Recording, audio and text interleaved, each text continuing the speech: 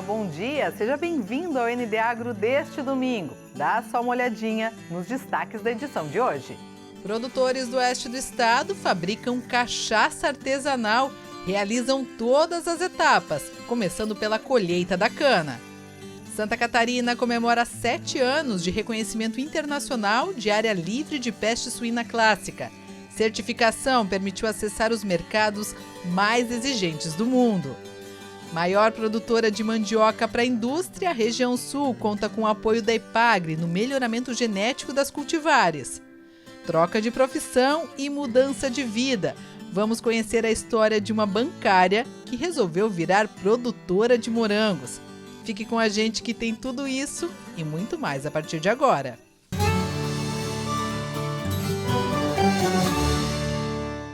E a gente começa essa edição te levando para conhecer uma propriedade rural que fica lá no oeste do estado. Lá eles produzem cachaça artesanal, mas não é só isso. Os produtores realizam todas as etapas, inclusive são eles que colhem a cana-de-açúcar para a fabricação da bebida. A propriedade fica na linha Maidana, em Águas de Chapecó, e tem uma extensão de 17 hectares. 5 são dedicados à plantação de cana-de-açúcar para a produção de cachaça artesanal. A cana leva em média 10 meses para ficar nesse ponto de corte, que é feito uma vez ao ano, sempre nesse período mais frio. Só que essa colheita, que está sendo de 7,5 toneladas por dia, chega com uma quebra de 20% por conta da estiagem. Nós tínhamos uma meta aí de produzir pelo menos 40 mil litros de cachaça esse ano. Vamos produzir em torno de 32 pelo que a gente tem cortado até agora, pela produtividade que está acontecendo agora. E do campo a cana vem direto aqui para a moenda, onde é extraído todo o líquido. Em seguida, esse líquido passa pelo processo de fermentação nessa sala e aqui o caldo recebe a levedura. Em 24 horas, o açúcar se transforma em álcool e fica pronto para ser trazido à sala de destilação. E é aqui que a cachaça passa cerca de 3 horas e só então segue para o armazenamento nos barris de inox por 6 meses. A partir daqui, ela já pode ser consumida na versão prata, que é a branca. Mas se for para produzir a cachaça Ouro Prêmio ou Extra Prêmio, ela é trazida aqui para esses barris de madeira e fica envelhecendo por no mínimo 1 ano. Ao todo, são produzidos 550 litros de cachaça por dia, que são envasados e colocados à venda aqui mesmo na propriedade. A Luciana, que é uma das donas do empreendimento, comemora porque eles já conseguiram vender não somente para o oeste catarinense, mas atravessaram os limites do estado. É um sonho antigo, né? A gente ter o nosso próprio negócio e saber que a nossa cachaça é reconhecida, vai para outros estados, vai para São Paulo, vai para o Mato Grosso, bastante gente do Paraná vem buscar a nossa cachaça. Como nós recebemos também excursões, né? Para visitação e degustação, então a abrangência do nosso produto já é bastante grande, apesar do pouco tempo de empresa que a gente tem. E ser elogiado pela qualidade do produto também é muito recompensador, né? No sul do estado, a safra de arroz, no ano passado, bateu recorde de produtividade. Por isso, este ano, a expectativa era grande com os resultados. Em um encontro promovido pela Epagre, os números foram apresentados para lideranças do setor, presidentes de cooperativas, associações, técnicos e outros representantes. O sul do estado conta com mais de 500 produtores de arroz espalhados por 30 municípios. E o encontro em Araranguá foi um momento importante para a tomada de decisões dos rizicultores. Oportunidade para projetar o futuro da atividade e abordar temas da vida no campo. O seguro agrícola para a cultura do arroz, porque cada vez mais comum e mais frequente os intempéries climáticos e também fazer uma projeção dos custos de produção. A safra anterior havia acabado com um recorde de produtividade. E os novos investimentos feitos pelos produtores em tecnologia fizeram com que, em 2022, o nível da produção não ficasse muito abaixo daquele índice. Então reflete aí uma produtividade projetada de em torno de 170 sacos de arroz por hectare, que é uma produtividade em nível nacional bastante alta, né? Mantém Santa Catarina como referência nacional em termos de produtividade. O calor intenso no mês de janeiro atrapalhou. Esse é o período de floração do arroz, quando a lavoura se desenvolve. Foi justamente esse cenário que fez com que o recorde de 2021 não pudesse ser quebrado em 2022. E isso se deve, né, ao produtor. Ele veio do ano passado, ele estava capitalizado, ele investiu bastante na lavoura e esse prejuízo causado pelo clima, o produtor compensou com mais investimento na lavoura. A queda de 1,3% na produção comparada à última safra deixa a quantidade de arroz praticamente igual. Porém, a grande diferença são os custos de produção, deixando a renda do produtor 17% menor. Mas você vai pegar hoje um saco que a gente chama o nosso adubo, a nossa ureia, a gente está trabalhando aí na faixa, aí, chegamos a falar 280, 300 reais. Você vai pegar um litro de diesel aí que 3 anos atrás você pagava em torno de 3,80, 3,70, hoje nós estamos falando praticamente 6,70, 6,80. Então praticamente também quase que dobrou. Preocupada com a sequência da atividade, a EPAGRE está capacitando jovens na região sul do estado. O foco é no empreendedorismo, na gestão e na liderança. Tudo para que o novo produtor esteja preparado para enfrentar as dificuldades que o campo possa oferecer. Cada mês o jovem aqui fica uma semana aqui no centro de treinamento. Esses jovens apresentarão um projeto de vida para tocar as suas propriedades, inclusive com possibilidade de recurso público, financiamento a juro bastante subsidiado para essa autonomia e protagonismo do jovem. A Morgana é da cidade de Meleiro e está aproveitando a oportunidade. Ela saiu do campo para estudar e agora retomou as atividades. A principal cultura da propriedade é o arroz, mas sempre tem espaço para novidades. E ela vê no curso uma chance de fortalecer o agronegócio. Eu sinto assim que eu tenho uma missão de mostrar que quem vive na roça vive bem, né? E a gente tem que incentivar. Acredito que todo mundo tem que aprender, ninguém nasce sabendo tudo, então a gente sempre está em aprendizado, então com certeza estou aproveitando muito o curso. Santa Catarina comemora 7 anos de reconhecimento internacional de área livre de peste suína clássica.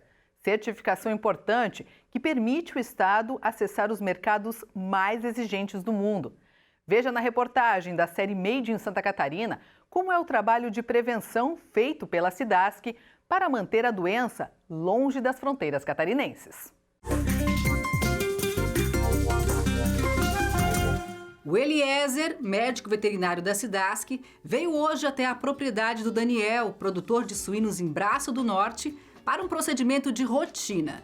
Tirar sangue dos animais para verificar se está tudo bem com eles, se não há alterações na saúde do rebanho. A atividade de hoje é voltada para a peste suína clássica. Os veterinários da SIDASC fazem as atividades de vigilância clínica nas propriedades e também de vigilância sorológica em todo o rebanho suíno, através de amostragens com dados estatísticos e epidemiológicos para buscar sempre uma detecção precoce numa eventual reintrodução da doença. O trabalho de prevenção a doenças foi reforçado desde o ano passado por determinação do Ministério da Agricultura, Pecuária e Abastecimento. Todos os meses, a SIDASC faz coletas por amostragem nas propriedades produtoras de suínos. Há 7 anos, Santa Catarina é reconhecida pela Organização Internacional de Saúde Animal como zona livre de peste suína clássica. Para manter esse status, é preciso estar vigilante e agir de forma preventiva. Nós mantermos uma vigilância ativa, nós evitarmos aí a circulação em propriedades, nós evitarmos a circulação de pessoas, nós não trazermos produtos de origem animal de outros países para cá, mesmo que processados, como salames, como presuntos, como quaisquer outros produtos de origem animal, mas principalmente manter as pessoas que não estão envolvidas no processo produtivo nas propriedades rurais, longe das propriedades rurais, né? Nós precisamos manter apenas nesse circuito as pessoas que circulam no dia a dia da própria propriedade ou que estão envolvidas na cadeia produtiva como um todo. Regras que o Daniel faz questão de cumprir à risca. E aí o pessoal, vou lá dar uma olhada na tua granja. Não, isso não é cartão de visita, isso aqui é uma empresa que tem que ser muito cuidado, como não deixar nada entrar, porque se você vai numa propriedade ou você vai em outro estado, você entra dentro da granja, você queira ou não queira, sem querer, você está trazendo talvez o vírus dentro da tua granja, né? Ele sabe bem que qualquer descuido na propriedade pode levar a sérias consequências. A peste suína clássica é uma doença contagiosa, não tem cura nem tratamento e provoca alta mortalidade no rebanho. Esse impacto, a primeira coisa é tu já ter o problema da tua granja, né? Tu já começa, daí tu começa a não ter mais, a tua produção já vai lá embaixo, além das mortalidades. Além das mortalidades que você vai ter, você acaba não conseguindo mais botar seu animal e exportar, né? Então isso é um problema muito sério, por isso que as medidas que a consciência do produtor rural deve ter, né? Santa Catarina é o maior produtor e exportador de carne suína do Brasil e tem acesso a mais de 150 países, justamente porque tem certificações como essa, de livre de peste suína clássica e também de área livre de febre aftosa sem vacinação. A reintrodução de qualquer uma dessas doenças seria catastrófica. Ela pode trazer prejuízos imensuráveis para o Brasil. Nós poderemos ter aí o cancelamento dos nossos certificados, a suspensão dos nossos certificados sanitários internacionais, que de alguma forma pode inviabilizar toda a nossa exportação da carne suína. Isso além de dizimar o nosso plantel suíno aqui no Brasil. Para evitar essas possíveis consequências, os mais de 8.000 suinocultores do estado devem estar sempre atentos, dia e noite, para manter as doenças bem longe daqui e notificar qualquer problema na propriedade. A prevenção é a principal diretriz do trabalho feito pela SIDASC, ICASA e os demais órgãos ligados à sanidade animal. Os veterinários da SIDASC estão em constante alerta, o Estado ele sempre se atualiza, os veterinários da SIDASC estão constantemente participando de treinamentos e capacitações que visa tornar o nosso corpo técnico sempre apto a detectar precocemente e agir de forma rápida.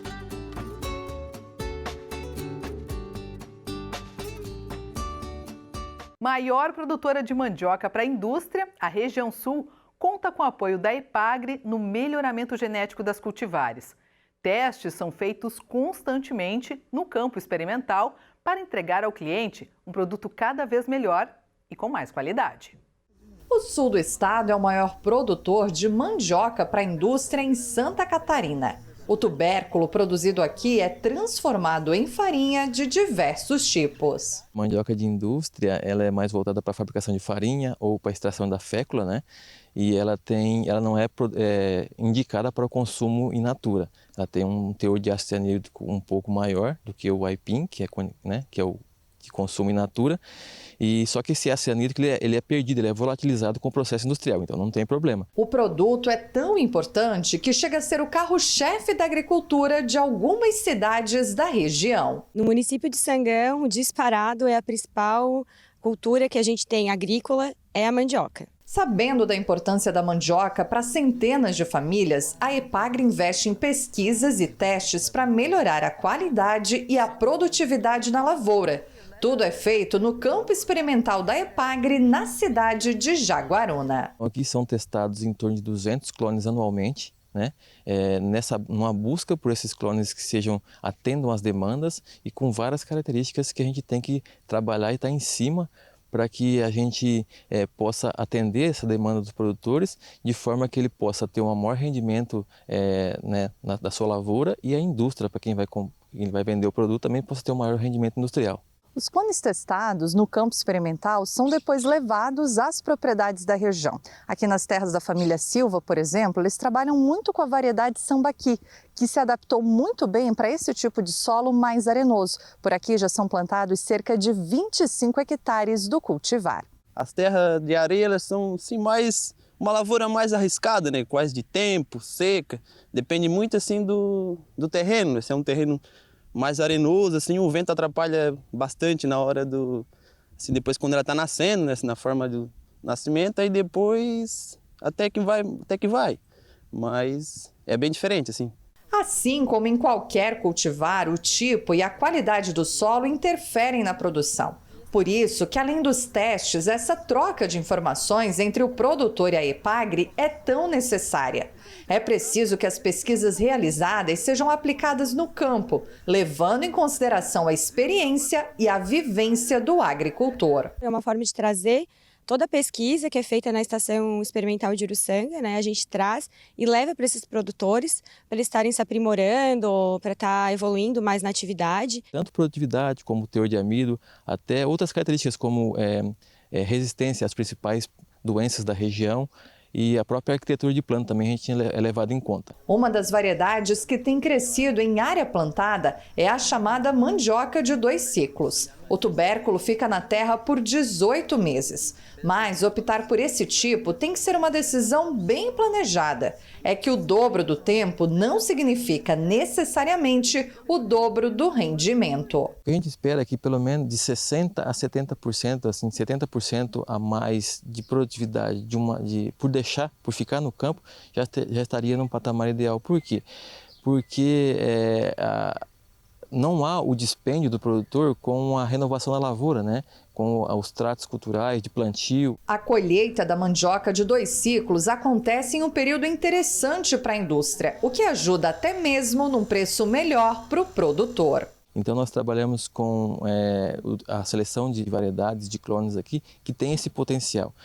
Não só a produtividade em si, a vantagem do plantio de mandioca de 2 ciclos é que ele consegue retirar da lavoura um pouco antes, que ela amadurece um pouco antes. A forma de plantar mandioca mudou muito nos últimos anos. Apesar de a colheita ainda ser muito manual, outras ações já são mais mecanizadas. E para ajudar a manter o jovem no campo, a EPAGRE está promovendo até um curso voltado aos filhos que devem suceder os pais na lavoura. E nesse curso a gente está passando todas as informações dentro da cadeia da mandioca. É um curso de gestão e empreendedorismo, então a gente tem toda a parte também de gestão, de empreendedorismo, a parte de desenvolvimento pessoal desse jovem também. Para dar o resultado esperado, é necessário estudo, investimento, experiência e trabalho duro. E, claro, aquela ajudinha do tempo. A seca atrapalhou bastante ali, depois no período, acho que foi em fevereiro, quando ela estava se informando tudo ali, houve uma seca bem braba, assim. Mas temos só no começo, né? Vamos ver como é que vai acontecer no final, depois certinho. A ideia é sempre aumentar a produtividade na área plantada. Hoje a gente tem áreas aí que, dependendo, passam de 30 toneladas por hectare em mandioca de 1 ano, né? Principalmente com a variedade sambaqui. Mas, assim, sempre focando em aumentar mais. Eu te pergunto, você já pensou em largar sua profissão e apostar em outra, totalmente diferente? Nós vamos conhecer agora um pouco da história de uma produtora de morangos que mora no oeste catarinense e que há 2 anos buscou uma mudança de vida e de carreira profissional.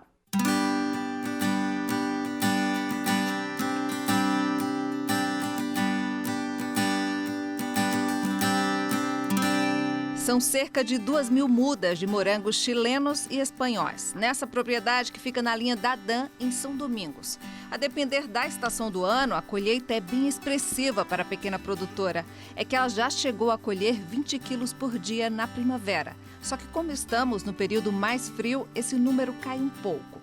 Agora está no início de produção, então eu estou colhendo 2 vezes por semana.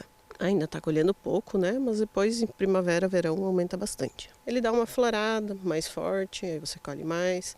A próxima florada é um pouquinho menos. E toda essa produção de morangos começou há pouco tempo, foi em dezembro de 2020. É que nesse período a Marciane resolveu deixar as metas que precisava cumprir em uma agência bancária para vir trabalhar no campo, com esse sonho que estava guardado desde a infância, essa plantação de morangos. E ela só conseguiu relembrar que tinha esse sonho após passar por algumas sessões de terapia.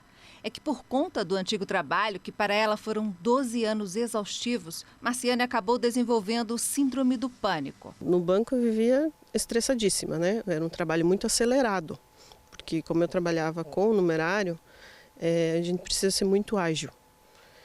Então você trabalha no máximo da capacidade o tempo todo, às 6 horas ali, com um intervalo de 15 minutos só. Então eu chegava no final do dia muito sobrecarregada. E aquilo acabava absorvendo a minha vida toda.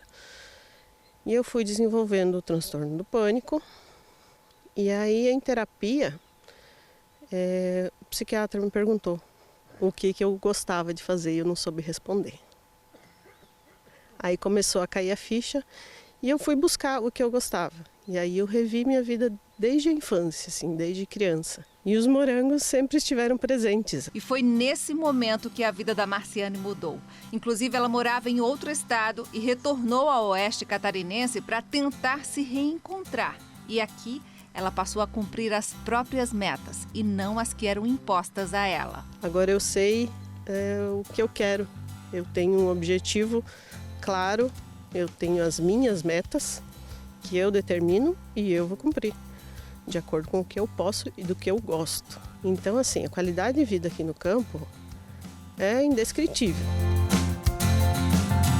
A produção aqui é orgânica e, segundo a Marciane, o que ela colhe não chega nem perto da quantidade dos pedidos que recebe. Eu ainda tenho muito mercado para explorar. Eu ainda não faço bandejinha para supermercado, eu ainda não forneço para muitos lugares aqui na cidade mesmo, que eu poderia atender.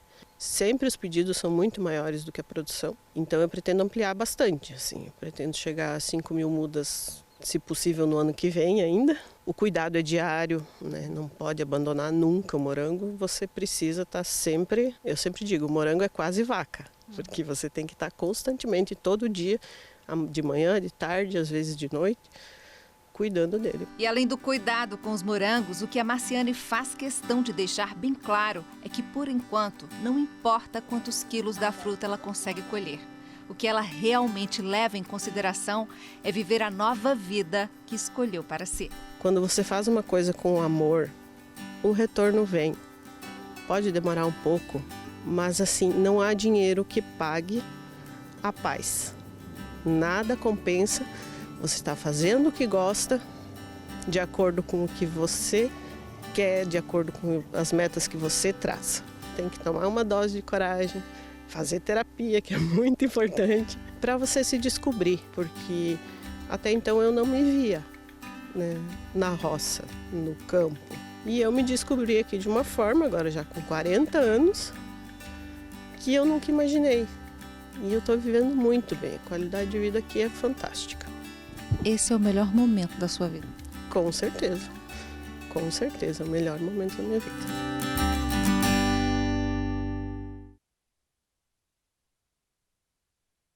Que bacana, né? E com essa história, a gente termina o ND Agro de hoje, agradecendo você pela companhia de todos os domingos. Obrigada pela sua audiência, um ótimo domingo, uma boa semana a todos e até uma próxima. Tchau, tchau!